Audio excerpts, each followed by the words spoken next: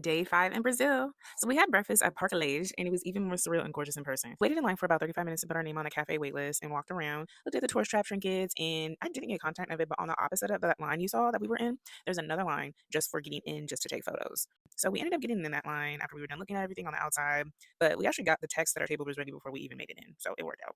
For some reason, I imagined it to be bigger, like from the beautiful video and overall photos, but it was beautiful nonetheless. To my surprise, the menu is a lot more basic than I thought it would be, but I got a burger and fries, which I was happy with. I'm sure they get their meat from a fresh source, and I could definitely taste the difference in comparison to somewhere like the US. Afterwards, we walked to get some acai, of course, and ate it on our way to the botanical garden, which was humongous. We saw some really cool plants and trees there, and it was very peaceful. I wish I lived up the street from a garden that was filled with this much peace and quiet. Afterwards, we decided to go to Little Africa, and the Uber drop off was looking real sketch when we stopped. We were both like, thank you. All right. Anyway, it just wasn't what we thought it was. It was very local, and people kept staring at us. I mean, they stared at us everywhere during the trip, but we definitely stood out here. We walked a little bit more and then came to this boardwalk square where they had the Museum of Tomorrow, vendors, and guess what? Acai, please and thank you. So then we just decided to get an Uber to Bossa Nova Mall to see if we could find something right for me for New Year's. Long story short, this should not be called a mall, but a very mini shopping center slash Uber pickup spot. There wasn't much there at all. They had like a cute Christmas tree and photo op there, but anyways, I got more acai and we headed back to the Airbnb.